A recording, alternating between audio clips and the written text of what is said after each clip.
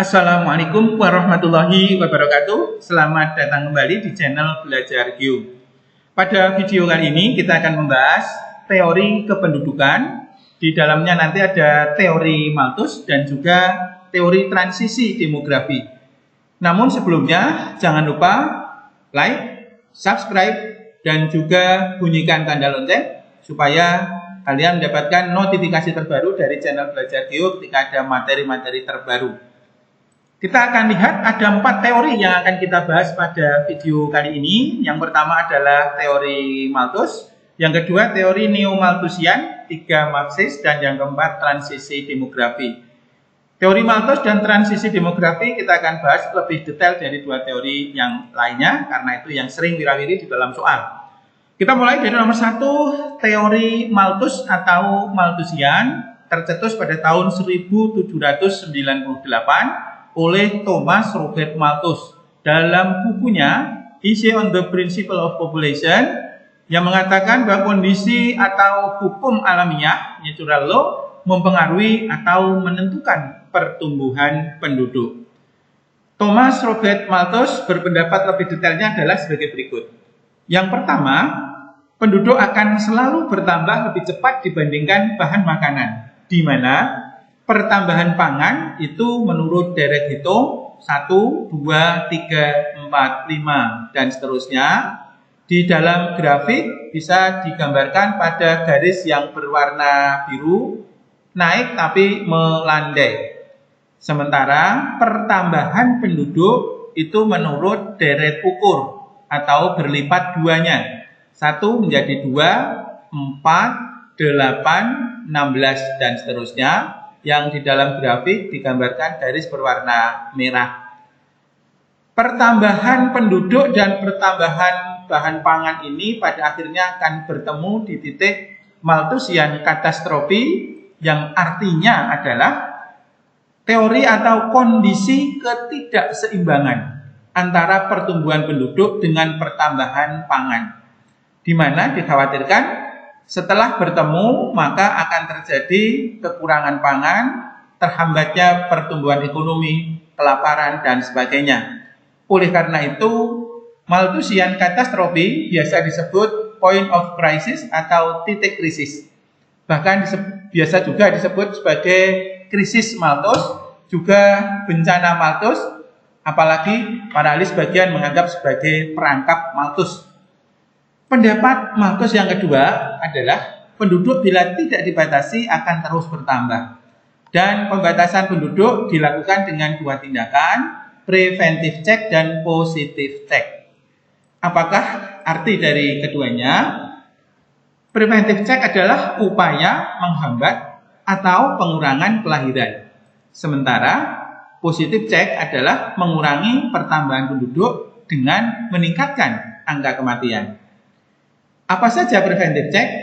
Antara lain, yang pertama adalah moral restraints, yaitu pengekangan diri, meliputi antara lain ini ya, mengendalikan hawa nafsu, pantangan kawin, dan penundaan perkawinan.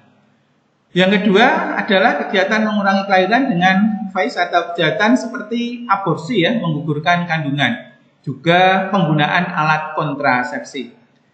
Tapi perlu diingat, ini adalah teori yang muncul pada tahun 1798 dengan segala keterbatasan kondisi yang ada, sementara pertumbuhan penduduk yang tinggi, maka muncullah teori ini.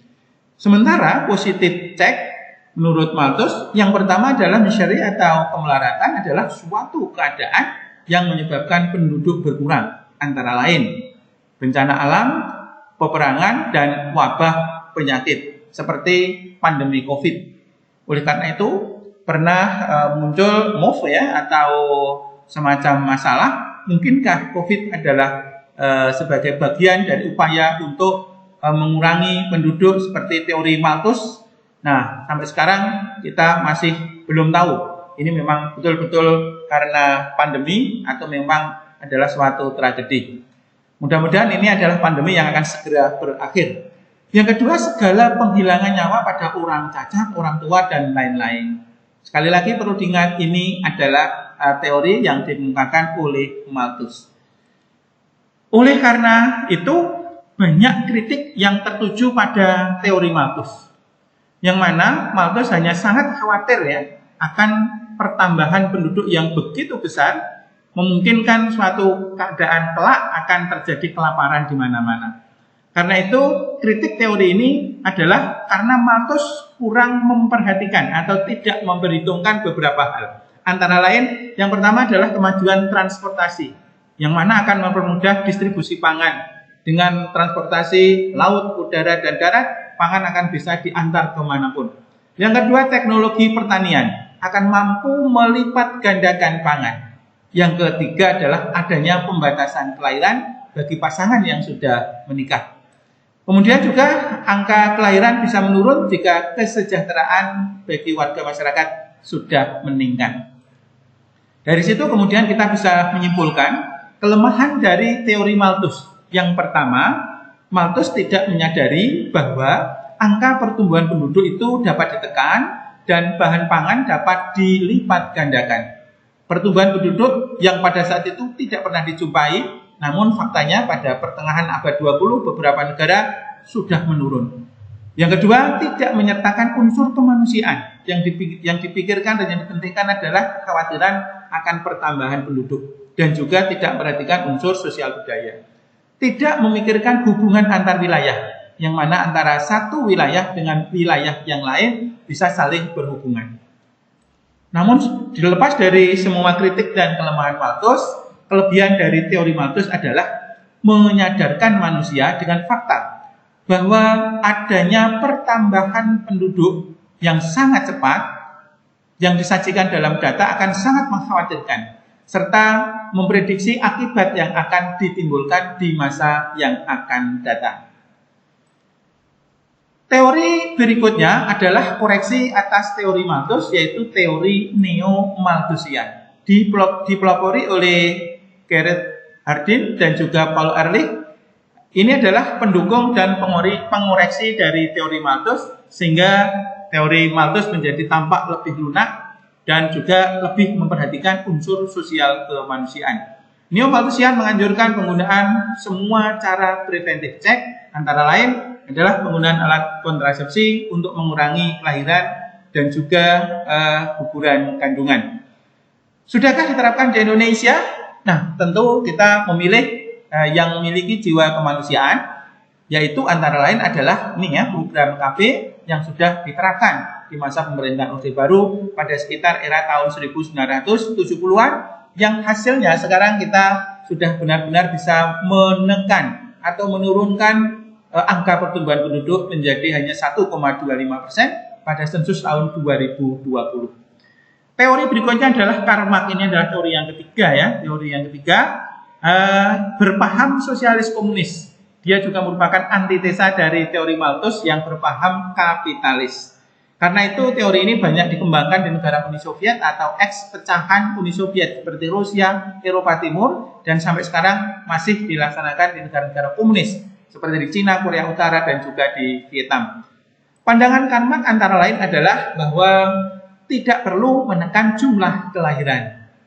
Yang kedua, semakin tinggi tingkat populasi manusia, maka akan semakin tinggi produktivitasnya jika teknologi tidak menggantikan manusia. Ini antara lain pendapat inti atau utama dari Karl Marx tentang penduduk. Karena populasi manusia tidak menekan bahan makanan, tetapi mempengaruhi kesempatan kerja. Kemiskinan bukan karena cepatnya pertumbuhan penduduk, tapi karena kaum kapitalis mengambil sebagian hak dari para kaum buruh. Jangan lupa subscribe sebelum lanjut pada teori transisi demografi. Teori ini dikemukakan oleh Warren Thompson pada tahun 1929. Latar belakang dari munculnya teori transisi demografi adalah bahwa adanya realita yang menunjukkan bahwa pertumbuhan penduduk di negara-negara barat di abad ke-20, khususnya setelah Perang Dunia I, sudah mulai menurun dan sebagian akan terhenti.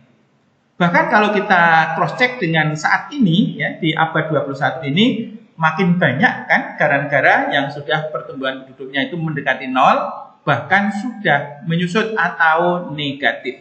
Oleh karena itulah perlu teori-teori baru yang sesuai dengan kondisi sekarang. Theory of Demographic Transition ini menggambarkan 4 proporsi yang saling berhubungan yang dinyatakan menurut tahap-tahap sesuai dengan pertumbuhan dan perubahan keadaan penduduk. Ada 4 tahap, 1, 2, 3, dan 4 yang kita bisa gambarkan dalam tabel dan juga bisa dilihat pada grafik dari arah 0, naik atau tinggi, menurun kembali ke 0. Yang penjelasannya adalah sebagai berikut. Tahap 1, kondisi di mana pada awalnya angka kematian penduduk itu tinggi, angka kelahiran penduduk adalah tinggi juga. Angka kematian penduduk tinggi, angka kelahiran penduduk juga tinggi. Sehingga di suatu wilayah tidak terjadi penambahan penduduk. Karena itu angka pertumbuhannya adalah kosong. Angka pertumbuhan penduduk ketika kondisi demikian adalah kosong sampai rendah. Berikutnya, pada tahap yang kedua, karena ada perbaikan ekonomi, revolusi industri dan sebagainya, maka akan terjadi perubahan. Pada tahap yang kedua ini, perubahannya adalah angka kematian tidak lagi tinggi, tetapi menurun. Tetapi angka kelahiran masih tinggi. Gambarannya adalah demikian. Angka kematian menurun. Karena pembangunan infrastruktur di rumah sakit, kemajuan kedokteran dan sebagainya, impact dari revolusi industri, maka kematian menurun. Tapi angka kelahiran adalah masih tinggi. Apa yang terjadi? Angka pertambahan penduduk sangat tinggi sekali. Di sini letaknya. Ya, angka pertumbuhan penduduk sangat tinggi sekali. Ya, sehingga bisa dikatakan, kita simpulkan angka pertumbuhannya naik atau tinggi sekali. Berikutnya, pada tahap yang ketiga. Pada tahap yang ketiga ini sudah lebih baik lagi, di mana angka kematian terus menurun. Angka kelahiran mulai menurun juga. Angka kematian semakin menurun, dan angka kelahiran sudah mulai menurun. Sehingga masih ada selisih, dan pertambahan penduduk juga masih ada, tetapi mulai menurun. Posisinya demikian.